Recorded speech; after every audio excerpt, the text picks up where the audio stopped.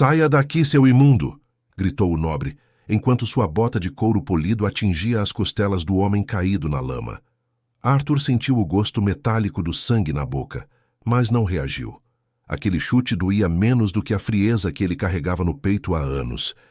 Naquela noite de inverno em Petrópolis, sob uma neblina que parecia engolir os palácios de pedra, o homem mais poderoso do império não passava de um espectro invisível. O que ninguém ali imaginava é que aquele mendigo, humilhado na calçada da catedral, era o mesmo homem que decidia o destino das fortunas de cada um daqueles que agora o chutavam. Quanto vale a alma de um homem quando ele perde o seu ouro? Arthur de Alcântara tinha tudo, mas precisou se tornar nada para descobrir que a única pessoa que o amaria de verdade era aquela que o mundo inteiro já tinha escolhido odiar. Algo inacreditável estava prestes a acontecer naquelas escadarias, um segredo que mudaria para sempre a linhagem do ducado mais temido do país. Mas, antes de eu te contar como esse encontro improvável destruiu máscaras e revelou vilões, eu quero te pedir uma coisa. Assista a essa história até o final, porque cada detalhe aqui importa para o desfecho avassalador que preparamos. Se você gosta de narrativas que mostram que a justiça tarda, mas não falha, já deixa o seu comentário com uma nota de 0 a 10 para o que você vai ouvir hoje. E, se ainda não é inscrito, junte-se a nós aqui no canal. Seu apoio é o que nos permite continuar trazendo essas histórias emocionantes todos os dias. Agora, respire fundo e entre comigo nos corredores gélidos do Palácio Valença. Arthur de Alcântara, o Duque de Valença, era conhecido como o Duque de Gelo. Aos 35 anos, sua presença em qualquer salão de baile era capaz de silenciar as risadas mais vibrantes. Ele era alto, de feições angulares e olhos que pareciam ler as intenções mais sombrias de quem se aproximava. Arthur governava suas vastas terras com uma precisão cirúrgica e uma desconfiança que beirava a paranoia, e ele tinha motivos para isso. Anos atrás, Arthur entregou seu coração a uma jovem de linhagem impecável. Ele acreditava ter encontrado uma companheira para dividir o peso da coroa ducal, mas a traição veio em forma de um frasco de veneno. Sua noiva, mancomunada com parentes distantes, tentou apressar a herança de Arthur para sanar dívidas de jogo da própria família. Ele sobreviveu por milagre, mas o homem que emergiu daquele leito de morte não conhecia mais a palavra misericórdia. Arthur fechou as portas do seu palácio e as janelas da sua alma. Ele vivia cercado por sedas, joias e uma solidão opressiva. Seu único refúgio era o escritório de carvalho escuro, onde passava noites em claro, revisando escrituras e contratos. No pescoço, escondido sob a gravata de seda, Arthur carregava um cordão de couro com um anel de sinete de ferro. Não era o ouro da família, mas o ferro bruto, um lembrete constante de que ele deveria ser inquebrável e frio. Esse anel era o símbolo de sua autoridade e de seu isolamento. No entanto, a vida de Arthur estava prestes a ser sacudida por um fantasma do passado. Seu falecido avô, um homem de sabedoria excêntrica, havia deixado uma cláusula bizarra em seu testamento que Arthur ignorou até o último momento. O duque tinha apenas 30 dias para se casar.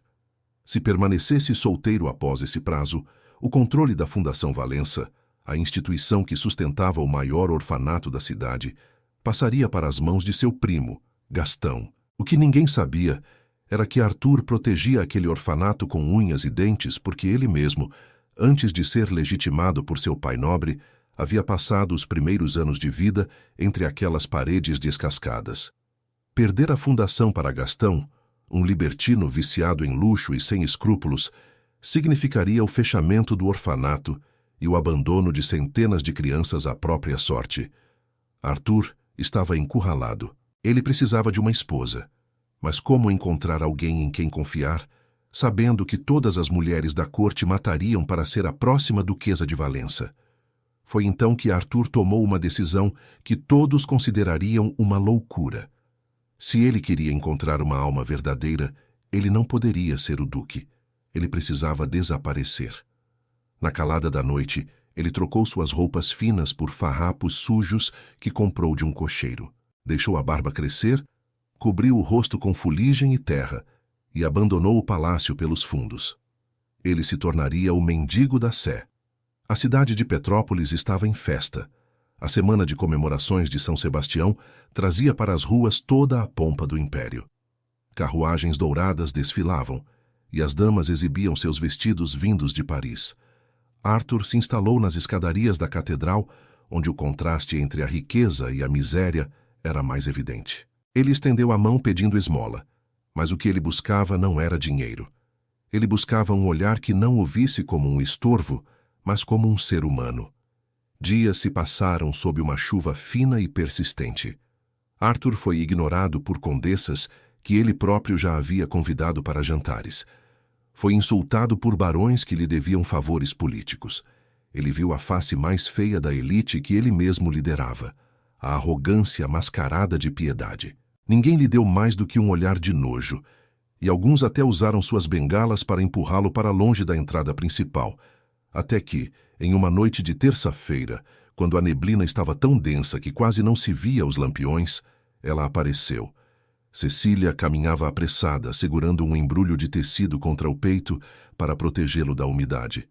Ela era filha do barão de Araruama, um homem que outrora teve prestígio, mas que agora era apenas uma sombra arruinada pelo vício em cartas. Cecília era conhecida na cidade como a Manchada. Uma mancha de nascimento, de um tom púrpura suave, subia por seu pescoço e alcançava parte de sua bochecha esquerda. Para a sociedade cruel de Petrópolis, aquela marca era um sinal de imperfeição, quase uma maldição. Cecília já havia sentido a dor do abandono da forma mais pública possível. Seu pretendente anterior fugiu com o pouco que restava do dote da família, deixando-a no altar diante de toda a paróquia. Hoje ela vivia nos fundos de uma alfaiataria poeirenta, trabalhando até que seus dedos sangrassem para sustentar sua irmã mais nova e pagar os remédios do pai doente. Cecília não frequentava mais os bailes. Ela era a mulher que costurava os vestidos que as outras usariam para brilhar. Ela era invisível para os seus iguais, mas seus olhos, castanhos e profundos, guardavam uma luz que a pobreza não conseguirá apagar. Ao passar pela escadaria, Cecília parou. Ela viu o homem encolhido sob o arco de pedra, tremendo de um frio que Arthur nem precisava mais fingir. A chuva estava congelante. Arthur olhou para cima, esperando o habitual comentário sarcástico ou a pressa de quem foge da miséria alheia, mas Cecília não se afastou. Ela se aproximou lentamente e se ajoelhou no degrau molhado, ignorando que seu vestido simples de algodão estava se manchando de lama. "O senhor parece estar com muita dor", disse ela, com uma voz que soou para Arthur como o primeiro raio de sol após um inverno eterno. Ela não tinha moedas. Seu bolso estava vazio, pois o que ganhara na alfaiataria já estava destinado ao boticário. Mas Cecília fez algo que Arthur nunca esqueceria. Ela desamarrou o xale de lã batida que envolvia seus próprios ombros, sua única proteção contra a friagem das montanhas, e o estendeu sobre os ombros do mendigo. "Não tenho ouro, senhor, mas isso vai ajudar a manter o calor até que amanhã chegue", murmurou ela. Em seguida, retirou do embrulho um pedaço de pão amanhecido, que seria o seu próprio jantar, e o dividiu ao meio, entregando a maior parte para ele. Arthur ficou paralisado. O Duque de Valença, o homem que possuía minas de ferro e campos de café, sentiu um nó na garganta diante daquele pedaço de pão seco oferecido por uma mulher que claramente não tinha nada. Ele tentou falar, mas sua voz falhou. "Por que você está fazendo isso? Ninguém mais para, ninguém olha para mim." Cecília sorriu com uma tristeza doce, tocando levemente a mancha em seu próprio rosto. "Eu sei o que é ser olhada como se você fosse um erro, senhor. O mundo é muito rápido para julgar o que vê por fora, mas esquece que o coração bate do mesmo jeito, seja sob seda ou sob trapos." Arthur sentiu um soco no estômago. Aquela mulher, que a nobreza chamava de Manchada, tinha uma alma mais límpida do que qualquer diamante em seu cofre. Ele queria se revelar ali mesmo, queria levá-la para longe daquela chuva e cobri-la de cuidados, mas ele precisava ter certeza. Ele precisava saber se Cecília era real ou se era apenas mais uma peça no tabuleiro do destino. Durante as noites seguintes, Cecília sempre passava pelo mesmo lugar. Ela trazia uma caneca de chá quente, um pouco de sopa ou apenas palavras de conforto. Eles conversavam por horas. Arthur, sob o disfarce do mendigo, ouviu histórias sobre os sonhos destruídos dela, sobre a alfaiataria e sobre como ela se sentia sozinha em uma cidade cheia de gente. Em um desses momentos, Cecília mencionou o Duque de Valença. Dizem que o Duque é um homem terrível, comentou Arthur testando-a. Um homem de gelo que não se importa com ninguém. Cecília olhou para a direção do palácio que brilhava no topo da colina. Eu não sinto raiva dele. Eu sinto pena. Quem vive em um castelo de gelo, cercado de muros tão altos, nunca sentirá o calor de uma alma verdadeira. Ele deve ser o homem mais pobre da cidade, embora more em um palácio. Aquelas palavras cortaram Arthur mais profundamente do que qualquer faca. Ele percebeu que sua armadura de desconfiança era, na verdade, sua própria prisão. Mas ele não era o único que estava em perigo. Enquanto Arthur redescobria sua humanidade nas ruas, o mal estava se movendo nas sombras. Gastão, o primo de Arthur, não estava parado. Ele já havia notado o desaparecimento do Duque. Gastão era um homem de aparência impecável, mas com o coração podre. Ele devia fortunas para agiotas e precisava desesperadamente que Arthur fosse declarado louco ou incapaz para assumir o controle do ducado. Gastão começou a seguir os passos do primo e, com a ajuda de informantes pagos, descobriu o experimento do mendigo da Sé. Então o meu querido primo resolveu brincar de pobre? Riu Gastão em seu escritório, enquanto servia um conhaque caro para um advogado corrupto. Ele quer uma esposa pura? Pois eu vou dar a ele um escândalo que nem o imperador poderá perdoar. Se o duque quer ser um mendigo, ele vai sofrer como um. Gastão planejou um ataque brutal. Ele queria contratar capangas para espancar o mendigo nas escadarias da catedral, na frente de todos, para forçar Arthur a revelar sua identidade em uma situação de total humilhação e debilidade física. Ao mesmo tempo, ele descobriu quem era a mulher que visitava o mendigo todas as noites. Ao saber que se tratava de Cecília, a filha do barão arruinado, Gastão viu a oportunidade perfeita para destruir 2 pássaros com uma só pedra. O que Arthur não sabia era que o pai de Cecília, em um ato de desespero e covardia, estava prestes a selar o destino da filha. O barão de Araruama tinha uma nota promissória vencida nas mãos de um agiota cruel que também trabalhava para Gastão. A proposta era simples. A dívida seria perdoada se Cecília fosse entregue como concubina para o agiota. O tempo estava correndo. Os 30 dias do testamento estavam se esgotando. Arthur estava prestes a descobrir que o seu experimento não era mais apenas uma busca por amor, mas uma corrida pela sobrevivência. Mas isso era apenas o começo de uma tempestade que Petrópolis nunca vira igual. Será que Cecília resistiria à pressão do pai? Arthur conseguiria se proteger da armadilha de Gastão antes que fosse tarde demais? E o mais importante, o que aconteceria quando Cecília descobrisse que o homem a quem ela deu seu único xale era o mesmo Duque de Gelo que ela tanto lamentava? A história está apenas começando, e o que vem a seguir vai te deixar sem fôlego. O confronto entre o poder e a bondade está prestes a explodir nas ruas de pedra da cidade imperial. Não saia daí, porque no próximo bloco as máscaras começam a cair e um segredo enterrado há décadas no orfanato será revelado. Cecília não fazia ideia de que, ao cobrir aquele homem maltrapilho com seu único xale, ela estava protegendo o destino de todo o império. Naquela noite, enquanto a chuva martelava contra o teto de zinco da alfaiataria onde ela trabalhava, a jovem não conseguia tirar o mendigo da sé do pensamento. Havia algo nos olhos daquele homem, uma profundidade que não combinava com a miséria de suas roupas. Mas o que Cecília estava prestes a descobrir sobre ele e sobre o próprio passado de sua família faria com que o chão sob seus pés desaparecesse.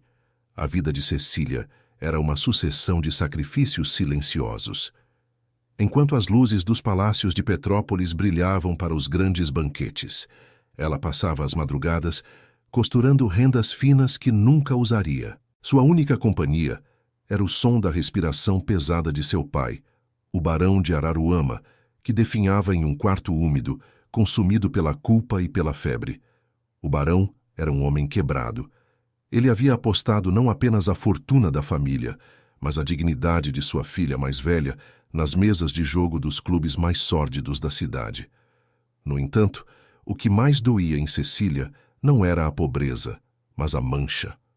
Aquela marca purpúrea em seu rosto era o pretexto perfeito para que a sociedade a descartasse. Mas para Arthur, o homem escondido sob farrapos, aquela mancha era apenas um detalhe diante da grandiosidade da mulher que ele estava conhecendo. Arthur, ainda fingindo sua pneumonia e fraqueza, observava Cecília de longe durante o dia.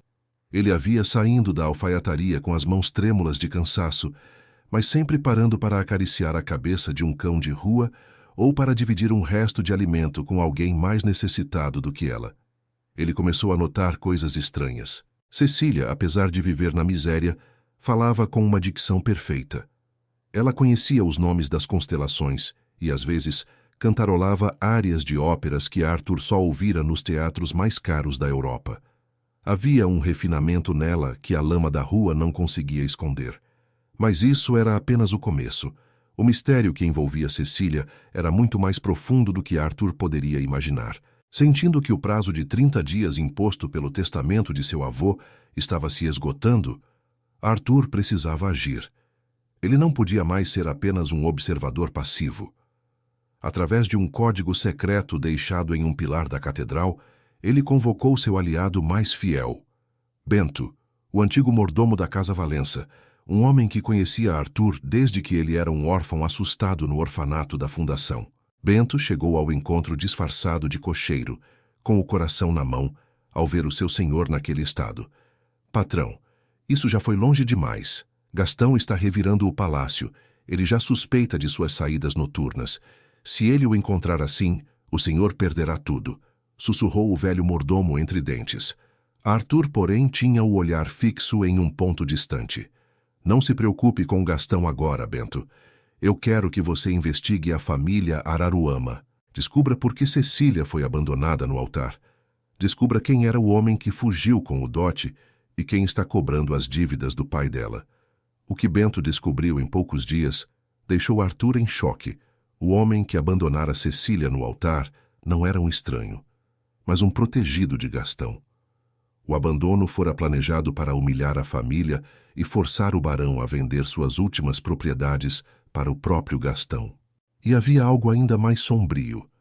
O agiota que agora pressionava o pai de Cecília era um testa de ferro que operava com o dinheiro desviado do ducado.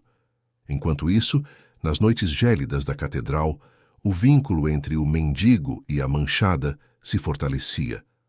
Arthur começou a retribuir os gestos de Cecília de uma forma que ela nunca poderia suspeitar.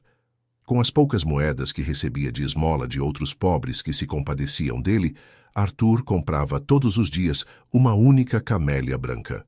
Ele a deixava no parapeito da janela da alfaiataria, um símbolo de pureza e esperança em meio àquela vida cinzenta. Cecília encontrava a flor todas as manhãs e seu coração disparava. Ela não sabia quem era o autor do gesto, mas aquela camélia era a única coisa que a fazia sorrir. Em uma dessas noites, ela se sentou ao lado de Arthur na escadaria e confessou: "Sabe, meu amigo, eu sinto que alguém está me vigiando. Alguém que me vê além dessa mancha. Alguém que me deixa flores. Eu sei que parece tolice, mas sinto que, por trás de tanta maldade nesta cidade, ainda existe um pingo de nobreza." Arthur sentiu o anel de sinete de ferro queimar contra seu peito, por baixo da túnica suja. Ele queria dizer a ela que a nobreza estava ali, sentada ao lado dela, mas em trapos. Ele queria dizer que ele era o homem que deixava as camélias, mas a cautela ainda falava mais alto. "Talvez esse alguém apenas veja o que os outros se recusam a enxergar, Cecília", respondeu ele com a voz embargada. Mas a paz desses encontros estava com os dias contados.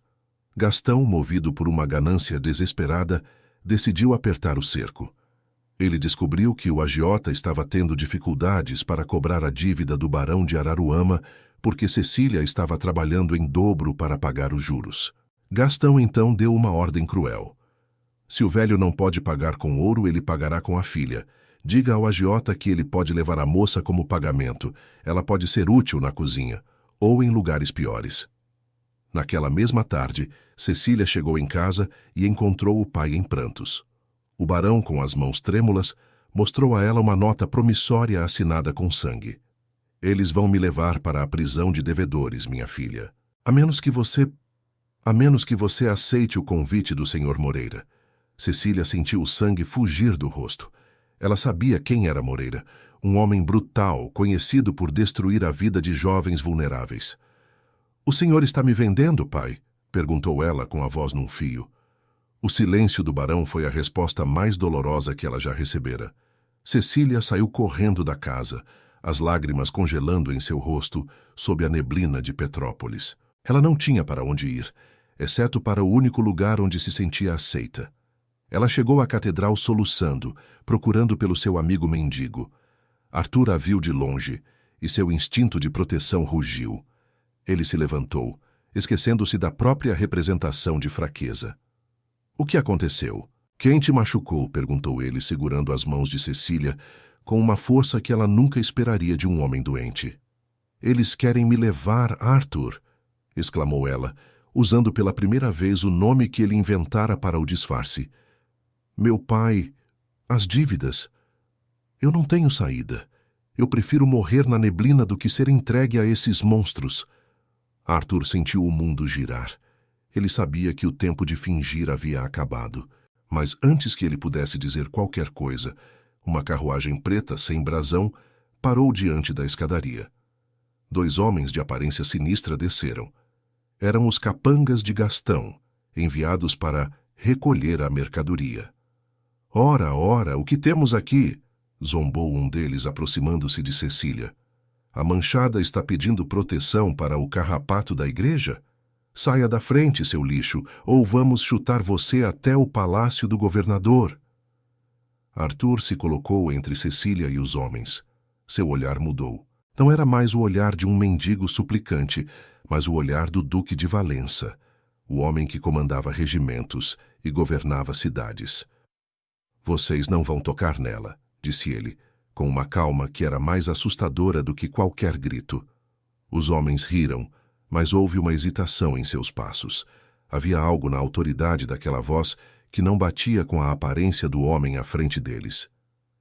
"E quem vai nos impedir? Você e sua pneumonia?" desafiou o segundo capanga, puxando uma faca da cintura. Cecília gritou, tentando puxar Arthur para trás. "Por favor, fuja, eles vão matar você", implorou ela. Mas Arthur não se moveu 1 centímetro. Ele colocou a mão dentro da túnica e retirou o anel de sinete de ferro, segurando-o firmemente entre os dedos. Ele sabia que mostrar o anel agora seria revelar sua identidade prematuramente, mas ele não permitiria que um único fio de cabelo de Cecília fosse tocado. Mas justamente quando a tensão estava prestes a explodir em violência, um som de cornetas ecoou pela praça. Era a guarda municipal, fazendo a patrulha noturna da festa de São Sebastião. Os capangas de Gastão, sabendo que não poderiam criar um escândalo público naquele momento, recuaram. "Isso não acabou, boneca", sibilou um deles. "Nós voltaremos, e o seu amiguinho aqui vai aparecer boiando no rio Piabanha." Eles entraram na carruagem e partiram, deixando Cecília tremendo e Arthur com o coração acelerado de fúria. Ele olhou para Cecília e viu o terror em seus olhos. Ele percebeu que o jogo de Gastão era muito mais sujo do que ele imaginava. Seu primo não queria apenas o ducado, ele queria destruir tudo o que Arthur começava a amar. "Você não pode voltar para casa hoje", disse Arthur, com firmeza. Cecília o olhou confusa.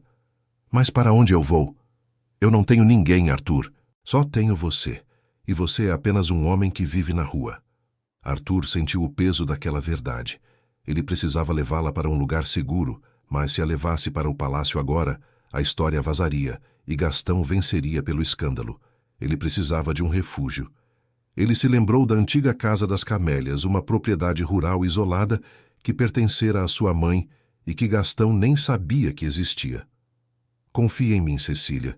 Eu conheço um lugar onde nem Gastão, nem agiotas, nem o seu pai poderão te encontrar", disse ele. Cecília hesitou. Por que ela confiaria em um mendigo? Mas, ao olhar nos olhos de Arthur, ela viu uma honra que nunca encontrara em nenhum salão de baile.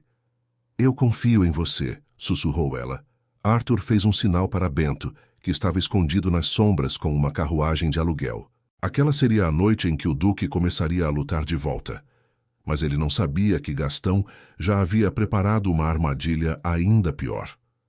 Gastão descobrira o ponto fraco de Arthur, o orfanato da fundação, e ele estava pronto para queimar tudo o que Arthur mais prezava para forçá-lo a sair das sombras.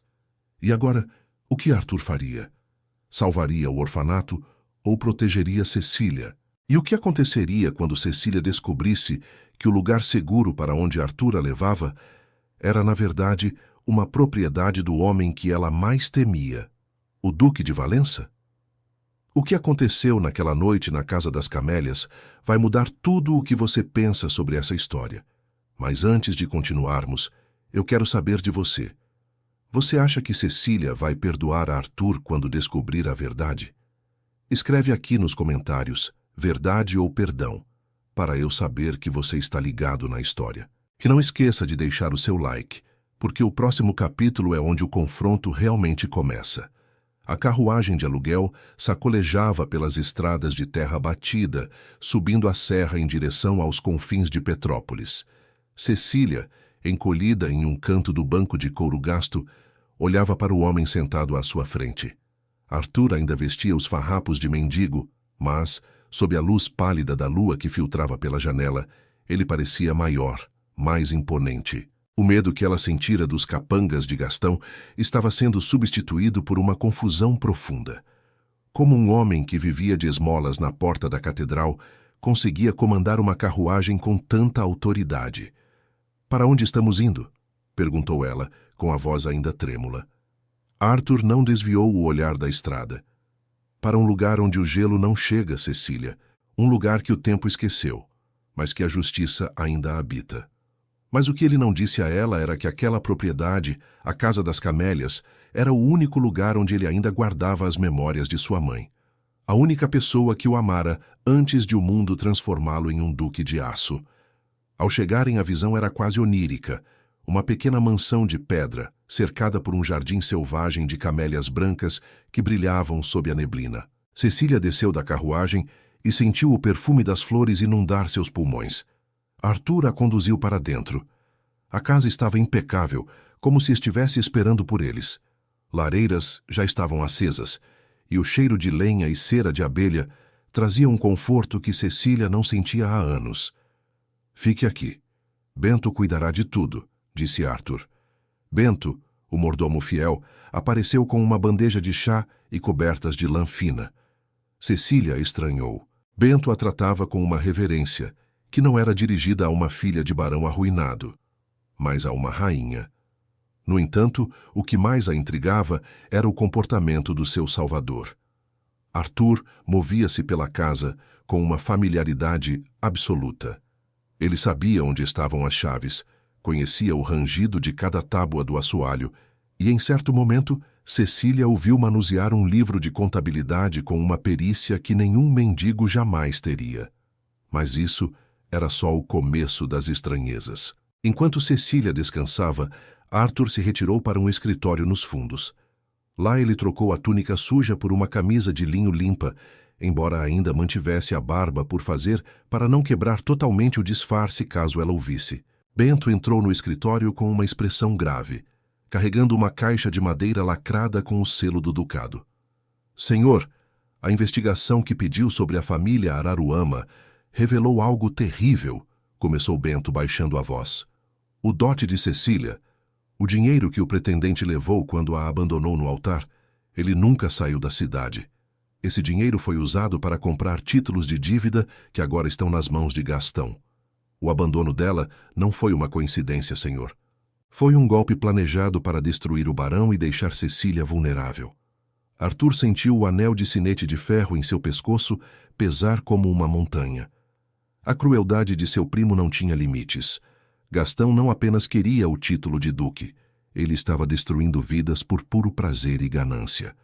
Mas o que Bento revelou em seguida fez o sangue de Arthur congelar. A mais, patrão. Encontrei registros de batismo no arquivo da paróquia que o senhor pediu. A mãe de Cecília. Ela era a melhor amiga da sua mãe. Elas cresceram juntas no orfanato antes de seguirem caminhos diferentes. O barão de Araruama não se casou com Cecília por dinheiro, pois ela também era órfã de origem humilde. Ele a amava. E Gastão sabe disso. Ele sabe que a união dessas duas famílias, mesmo que uma delas esteja na miséria, criaria uma força que ele não poderia controlar. Arthur fechou os olhos, sentindo a dor de uma conexão que ele nunca imaginou. Cecília não era apenas uma desconhecida que o ajudara na rua. Ela era o elo perdido com o único passado feliz que ele conhecera. E agora, ela estava sendo caçada por causa de um crime que começou décadas atrás. O que ela revelou em seguida, sem saber que estava sendo ouvida por Arthur através da porta entreaberta, o deixou em choque. Cecília estava sentada diante da lareira, falando sozinha, em um desabafo de alma. Por que ele me trouxe aqui, esse homem? Ele diz ser um mendigo, mas tem mãos de quem segura as rédeas do mundo. E este lugar, eu sinto que o conheço. Minha mãe costumava descrever um jardim de camélias brancas em suas histórias. Ela dizia que era o único lugar onde a verdade não podia ser escondida. Arthur recuou, o coração batendo forte. O open loop de seu passado estava se fechando de uma forma perigosa e emocionante. Ele percebeu que a manchada era, na verdade, a herdeira de uma dignidade que a nobreza de Petrópolis tentara enterrar. Mas ele não tinha tempo para reflexões. Um prazo maior estava em jogo.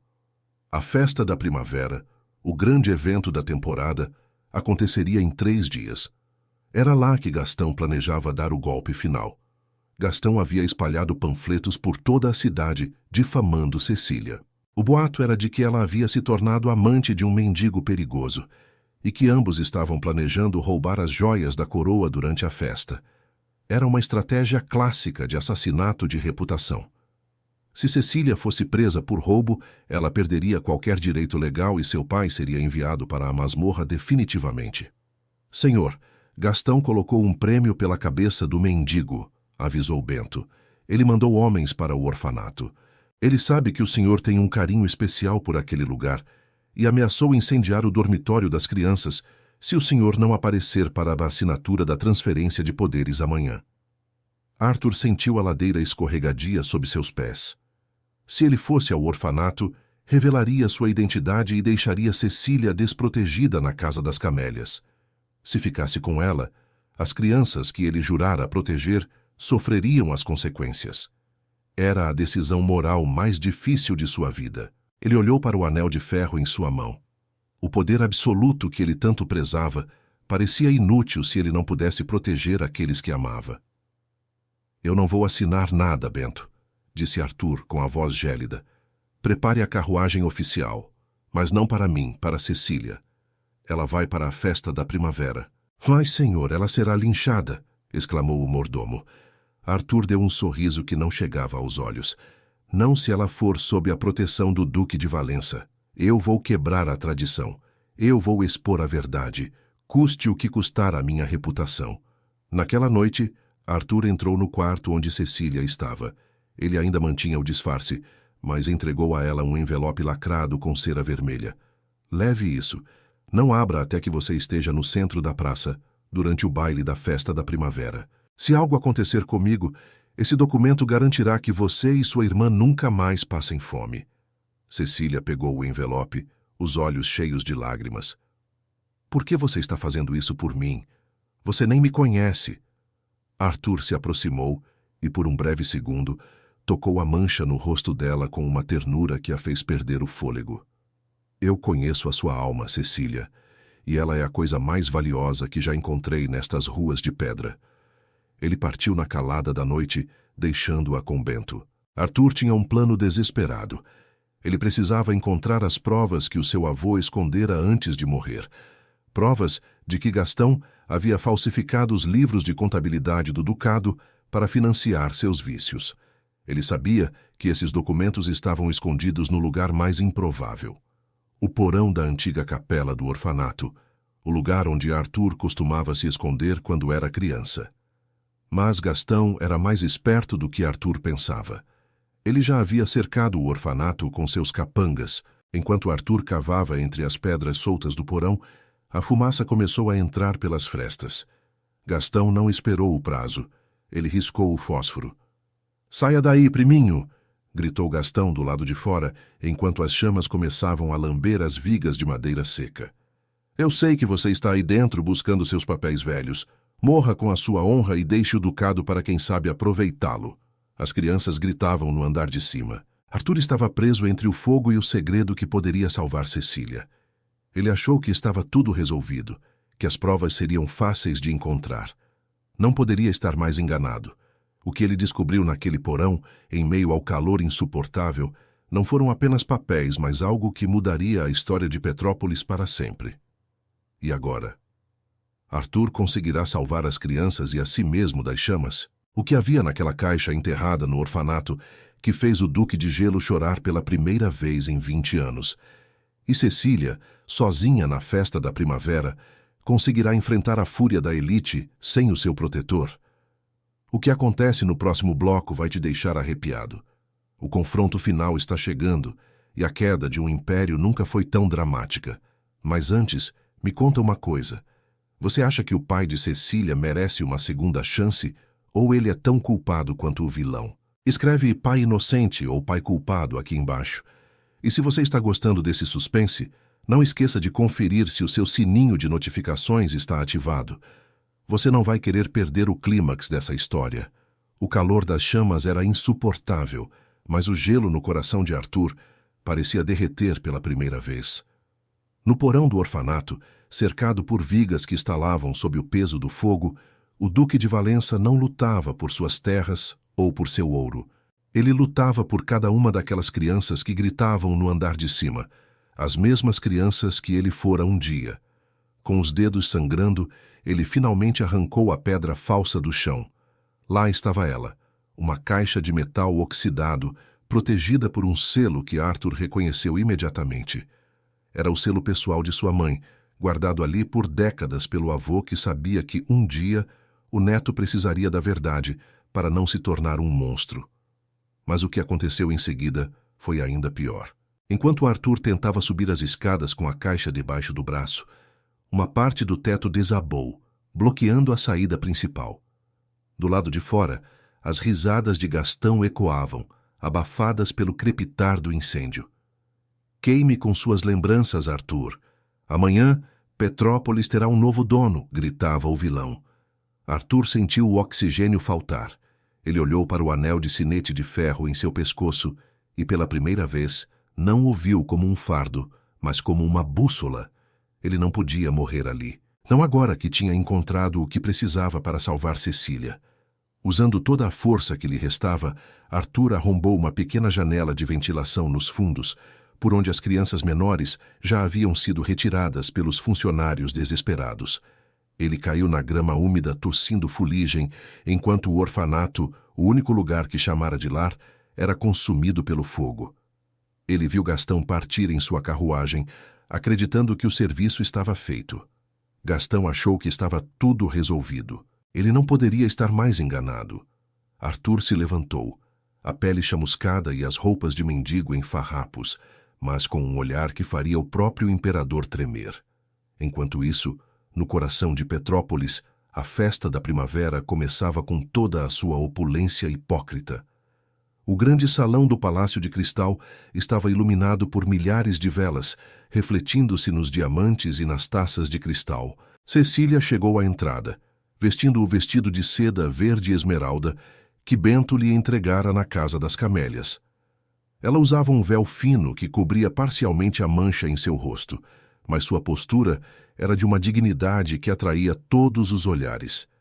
Ela carregava o envelope lacrado como se fosse sua única arma em um ninho de cobras. A elite de Petrópolis abriu caminho com murmúrios de desprezo.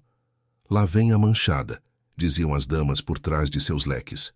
"Como ela ousa aparecer aqui depois do escândalo com o mendigo?" Cecília ignorou as ofensas. Ela procurava por Arthur, mas só encontrou o olhar predatório de Gastão, que descia a escadaria principal com um sorriso triunfante. Ele acreditava que Arthur estava morto e que Cecília era agora uma presa fácil. Senhores e senhoras, anunciou Gastão, silenciando a música. Antes de iniciarmos a valsa, temos um assunto de justiça a tratar. Recebemos denúncias de que esta mulher, a filha do arruinado barão de Araruama, roubou uma joia inestimável da família Valença para sustentar sua vida de luxúria com um vagabundo que assombra nossa catedral. O salão explodiu em exclamações de horror. Cecília sentiu o mundo girar. Isso é mentira, gritou ela, mas sua voz foi abafada pelos guardas de Gastão que a cercaram imediatamente. O barão de Araruama, pai de Cecília, estava no canto do salão, escondendo o rosto de vergonha, sem coragem de defender a própria filha diante do poder de Gastão. Prove sua inocência, então, desafiou Gastão, fazendo um sinal para um de seus capangas. O homem se aproximou carregando um braseiro aceso, onde um ferro de marcar gado com o brasão de Gastão estava ficando rubro. Em tempos antigos, marcávamos os criminosos para que ninguém fosse enganado por eles. Se você não confessa o roubo e não nos diz onde está seu amante imundo, será marcada como a ladra que é. E é aqui que muita gente desiste. Cecília encarou o ferro quente, as lágrimas escorrendo, mas não recuou. Ela olhou para a multidão, esperando encontrar um pingo de humanidade, mas só viu rostos ávidos por um espetáculo de dor. Justamente quando o capanga avançou para encostar o metal incandescente na pele delicada de Cecília, um estrondo ecoou nas portas principais do palácio. Um homem entrou no salão. Ele estava sujo de fuligem, com o rosto cortado e as roupas queimadas. Era o mendigo da catedral. A segurança tentou detê-lo, mas ele os afastou com uma força bruta. "Pare!" rugiu o homem. A voz não era a de um moribundo, mas um trovão que fez os lustres de cristal balançarem. Gastão empalideceu. Você deveria estar morto." O mendigo caminhou até o centro do salão, parando entre Cecília e o carrasco. Ele olhou para Cecília e por um segundo o tempo parou. "Eu disse que voltaria", sussurrou ele. Em seguida, ele se voltou para a nobreza que assistia à cena em choque. "Vocês querem saber quem é o ladrão?" perguntou Arthur, retirando o capuz e revelando os traços fortes que todos ali conheciam, mas que ninguém esperava ver naquela situação.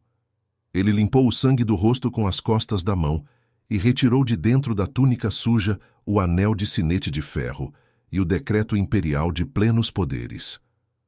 "O ladrão não é esta mulher. O ladrão é o homem que está diante de vocês, vestindo sedas pagas com o dinheiro roubado de órfãos." A revelação não foi apenas verbal. Foi uma transformação de aura. O mendigo desapareceu e, em seu lugar, surgiu o Duque de Valença, em toda a sua fúria e majestade. Arthur abriu a caixa de metal que trouxera do orfanato e jogou os documentos no chão, aos pés dos conselheiros da coroa. "Aqui estão as provas das falsificações de Gastão. Aqui estão os registros das dívidas de jogo que ele tentou cobrir incendiando o orfanato comigo e com as crianças lá dentro." O silêncio que se seguiu foi absoluto, quebrado apenas pelo som do ferro quente caindo no chão de mármore. Gastão tentou fugir, mas Arthur foi mais rápido. Ele o segurou pelo colarinho, os olhos brilhando com uma justiça que Petrópolis nunca vira. "Você achou que o poder era uma armadura para sua maldade, Gastão. Mas o poder sem honra é apenas uma corda para o seu próprio pescoço." Mas o que aconteceu em seguida deixou a todos ainda mais perplexos. Arthur não chamou os guardas para prender o primo imediatamente. Ele se voltou para Cecília, que estava em estado de choque, e se ajoelhou diante dela ali mesmo no meio da lama e das cinzas que trouxera da rua. "Cecília de Araruama", disse ele, com uma voz que agora era suave e profunda. "Eu fui o duque de gelo que você lamentou. Eu fui o mendigo que você salvou. Eu lhe pedi um xale e você me deu sua alma. Agora, diante de todos que a humilharam, eu lhe pergunto: você aceitaria ser a duquesa de um homem que precisou perder tudo para aprender o valor de um pedaço de pão?" O coração de Cecília batia tão forte que ela achou que fosse desmaiar. O homem que ela amara nas sombras era o sol que agora iluminava sua vida. Mas será que ela conseguiria perdoar a mentira dele? Será que o amor nascido na miséria sobreviveria ao peso da coroa ducal? Prepare-se, porque o desfecho dessa história é algo que você nunca vai esquecer. No próximo e último bloco, veremos a queda final de Gastão, o destino do pai de Cecília e a transformação definitiva do Palácio Valença. Mas antes, deixe seu like se você também sentiu arrepios com essa revelação. E comente aqui embaixo, você perdoaria Arthur se estivesse no lugar da Cecília? Escreva sim ou não. A sua opinião é muito importante para nós. Vamos para o grande final. Cecília olhou para Arthur e naquele instante o silêncio do salão era mais alto que qualquer música. O homem à sua frente estava coberto de cinzas, com o rosto marcado pelo fogo e pela exaustão, mas seus olhos brilhavam com uma verdade que nenhum título de nobreza poderia comprar. Ela não via o Duque de Valença, o senhor de terras e fortunas. Ela via o homem que dividira seu pão na chuva, o mendigo da Sé que a ouvira quando o resto do mundo a silenciara. Eu não aceito ser a duquesa de um castelo de gelo, disse Cecília, com a voz firme, fazendo a plateia prender a respiração. Mas aceito ser a esposa do homem que encontrou sua alma nas escadarias da catedral.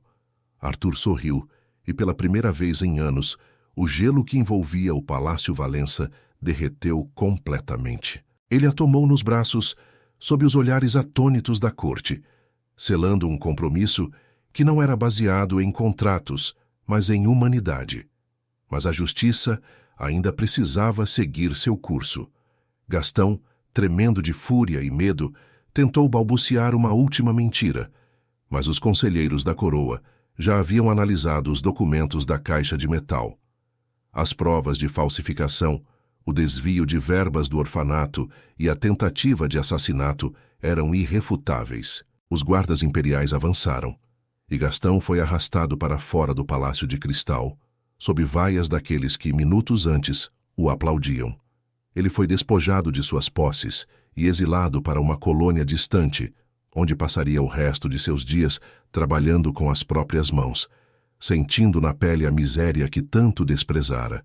O barão de Araruama, pai de Cecília, caiu de joelhos, chorando de arrependimento. Arthur, no entanto, não usou sua força para puni-lo. Em vez disso, usou sua influência para o bem. O barão foi enviado para uma clínica de recuperação na Europa, financiada pelo ducado, garantindo que ele recebesse o cuidado necessário e que nunca mais fosse um fardo ou uma ameaça para suas filhas. Arthur estava aprendendo que o verdadeiro poder não serve para esmagar, mas para reconstruir. Meses se passaram e a neblina de Petrópolis parecia agora mais suave, quase protetora. O orfanato da fundação foi reconstruído, tornando-se o lugar mais moderno e acolhedor do império, com o nome de Casa da Mãe Valença, em honra à mulher que guardara o segredo da justiça. Arthur e Cecília governavam o ducado com uma compaixão que a cidade nunca vira. Cecília não usava mais véus para esconder sua mancha. Ela a carregava com o orgulho de uma mulher que sabia que sua beleza vinha da resiliência de sua alma. O Palácio Valença, antes um mausoléu de silêncio, agora ecoava com música e vozes. O muro entre o poder e a humanidade fora finalmente derrubado. Mas havia um último gesto simbólico que Arthur precisava cumprir. Em uma tarde ensolarada, Arthur e Cecília caminhavam pelos jardins de Valença, que agora estavam repletos de camélias brancas, florescendo em cada canto. Arthur parou diante da antiga estufa e retirou do pescoço o cordão com o anel de sinete de ferro. Ele olhou para o objeto que simbolizara sua armadura de gelo por tanto tempo.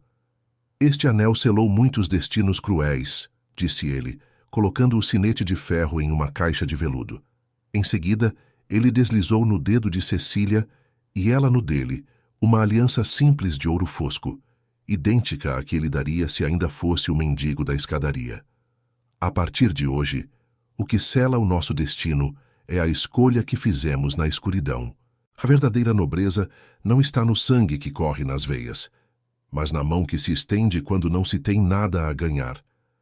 Arthur e Cecília provaram que, sob a neblina mais densa, a luz da verdade sempre encontra um caminho para quem tem coragem de enxergar com o coração. Essa história nos mostra que, às vezes, precisamos perder todas as nossas máscaras para encontrar quem realmente somos. Se você se emocionou com a jornada de Arthur e Cecília, não vá embora sem antes se inscrever aqui no canal. Histórias como essa, que tocam a alma e nos fazem acreditar na justiça, são postadas aqui com frequência para que você sempre tenha um refúgio de emoção. E agora, eu quero muito saber a sua opinião final. De 0 a 10, que nota você dá para o desfecho desse amor improvável? Escreva nos comentários. Eu leio cada um de vocês e adoro saber o que sentiram. Muito obrigado por assistir até o final e por apoiar o nosso trabalho. Nos vemos na próxima história, onde novos segredos e grandes emoções esperam por você. Até lá!